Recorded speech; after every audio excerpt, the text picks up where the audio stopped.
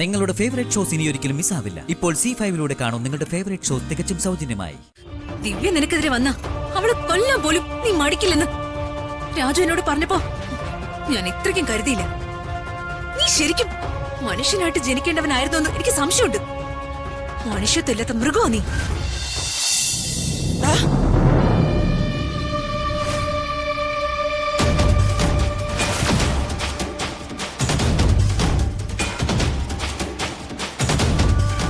അവളെ ഇന്ന് ഞാൻ തീർക്കും. നിന്റെ തലയ്ക്ക് ഭ്രാന്തായോ? അതെ, ഭ്രാന്തായി. അവള് ജീവനോട് ഉണ്ടെങ്കിലല്ലേ DNA ടെസ്റ്റിന് പോവാൻ പറ്റൂ. അവളെ ഇനി ആരും കാണില്ല. ആരും കാണാത്തിടത്തേക്ക് ഞാൻ അവളെ പറഞ്ഞു വിടാം.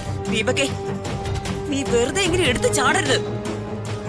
എടുത്തു ചാടി നിന്റെ കുഴി നീ തന്നെ തോണ്ടരുത്. എടാ, നീ ഒന്ന് ആലോചിച്ച് നോക്ക്. ഇപ്പൊ അവൾക്ക് എന്തെങ്കിലും സംഭവിച്ചാ അതിന്റെ പിന്നിൽ നീയാണെന്ന് എല്ലാവരും കരുതൂ. എന്തിന്? പ്രതാപൻ പോലും സത്യങ്ങളെല്ലാം മനസ്സിലാക്കും. എടാ, ആരെങ്കിലും കാണുന്നതിന് മുൻപേ നീ ആ തോക്കെടുത്ത് മാറ്റിവെക്കേ. എന്നിട്ടേ സമാധാനത്തോടെ അമ്മ പറയുന്നത് നീ ഒന്ന് കേൾക്ക്. അമ്മ പറയ്, ഞാൻ എന്താ വേണ്ടേ? ദിവ്യ മരിക്കണം. പക്ഷേ അതൊരു സ്വാഭാവിക മരണമായിരിക്കണം. കൊലപാതകമാണെന്ന് ആർക്കും ഒരു സംശയവും തോന്നരുത്.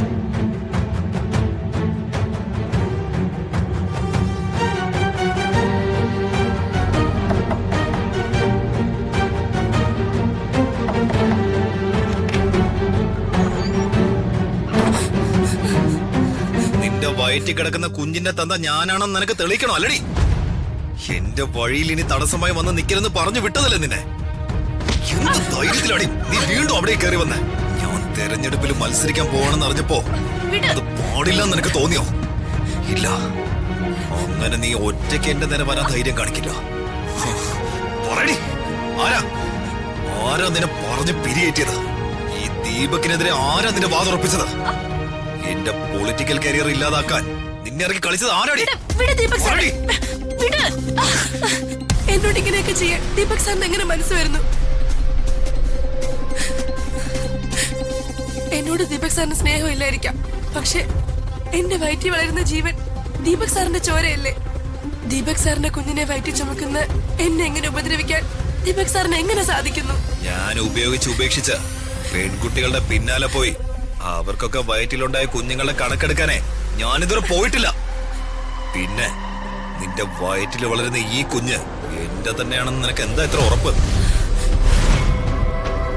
നിങ്ങളുടെ സ്നേഹത്തോടുള്ള സംസാരത്തിലെ ഞാനൊരു സാധാരണക്കാരിയാണെന്ന് മറന്നു. എന്നെ കല്യാണം കഴിക്കാൻ നിങ്ങൾ പറഞ്ഞപ്പോ ഞാനത് വിശ്വസിച്ചു. ഈ കുഞ്ഞ് ദീപക് സാറിന്റെ അല്ലെങ്കിൽ പിന്നെ ഈ ഗുണ്ടയുമായി രാത്രി എന്നെ തേടി ദീപക് സാർ വന്ന എന്തിനാ? ഞാൻ DNA ടെസ്റ്റിന് പോകുന്നത് ദീപക് സാർ ഭയക്കുന്നു. നീ ഒത്തിരി അങ്ങ് ശബ്ദം ഉണ്ടാക്കണ്ട. പണവും പിടിപാടും കഴിവുമുള്ള എന്നെ പോലെ ഉള്ളവനെതിരെ നീ ശബ്ദം ഉയർത്തിയാൽ അതാരും കേൾക്കില്ല. ദിവ്യേ, ഇനി നീ ശബ്ദിക്കാൻ പാടില്ല. അതിനു വേണ്ടിയാ ഞാൻ വന്നത്. ഈ കുഞ്ഞ് എന്റേതാണെന്ന് പറയാൻ ഇനി നിന്റെ നാവ് ഉയരരുത്. നിന്റെ വയറ്റിൽ വളരുന്ന കുഞ്ഞിന്റെ കരച്ചില് ഈ ലോകം കേൾക്കരുത്. രമേശ, തീർത്തേക്ക്.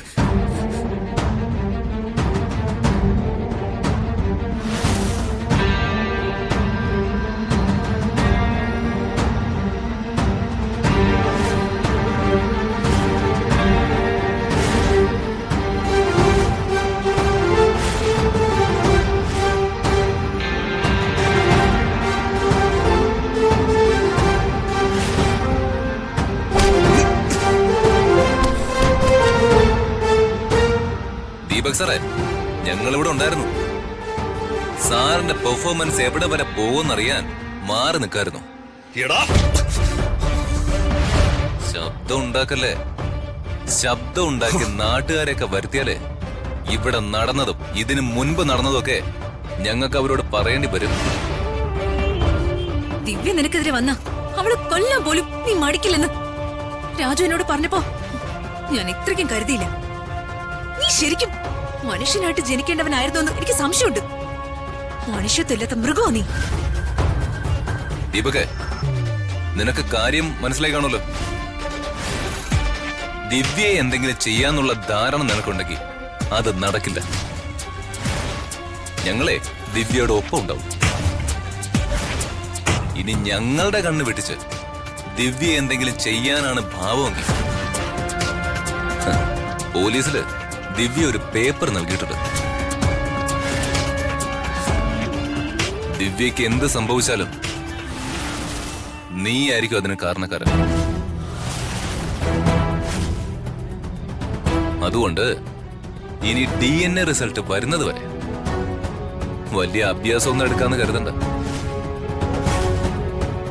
ദീപക്, ഒരു കാര്യം കൂടി.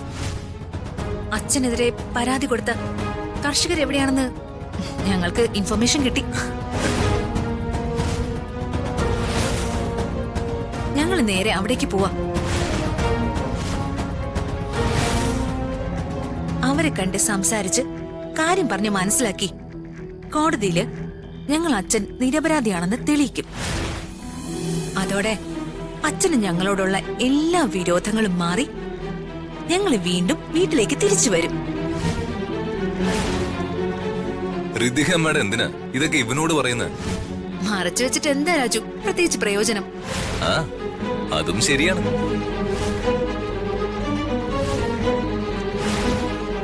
നോ, ഇവരവരുടെ അടുത്തെത്തുന്നതിന് മുമ്പ് എനിക്ക് അവിടെ എത്തണം. പേടിക്കണ്ട, ധൈര്യമായിട്ടിരിക്കെ. ഇനി ദീപകിന്റെ ശല്യം ഉണ്ടാവില്ല. ശരി ദിവ്യ, ഞങ്ങൾ ഇറങ്ങട്ടെ. ശരി രാജുവേട്ടാ. ഋതിക മേഡം പോ.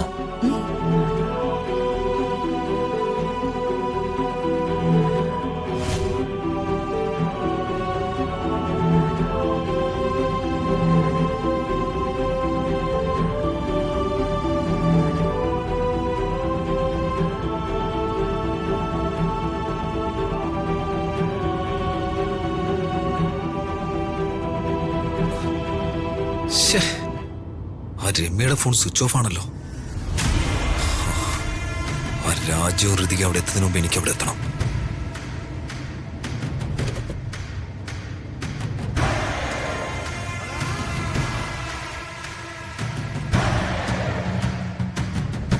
വർമ്മസാറിനെ കാണണമെന്ന് പറഞ്ഞപ്പോഴേ എനിക്ക് കാര്യം മനസ്സിലായി. നടന്ന സംഭവങ്ങളിൽ എനിക്ക് ഖേദമുണ്ട്. അത് ഞാൻ വർമ്മസാറിനെ വിളിച്ചറിയിച്ചതുമാണ്. ഈ പ്രായത്തിലും കഷ്ടപ്പെട്ട് ജീവിക്കുന്ന ആരോരുമില്ലാത്ത 2 വയോധികരോട് വർമ്മസാറ് ഈ ക്രൂരത ഒരിക്കലും കാണിക്കില്ലെന്ന് എനിക്ക് ഉറപ്പാണ്. പക്ഷേ വർമ്മസാറിന്റെ സ്വന്തം മകള് തന്നെ വർമ്മസാറിനെതിരെ പരാതി നൽകാൻ അവരെ സപ്പോർട്ട് ചെയ്തതാണ് കോടതിയിൽ നിന്ന് പോലും വർമ്മസാറിനെതിരെ വേഗം ആക്ഷൻ എടുക്കാൻ കാരണമായത്. ഡൗൺലോഡ് ചെയ്യൂ C5 ആപ്പ്. കാണൂ എല്ലാ എപ്പിസോഡുകളും സൗജന്യമായി.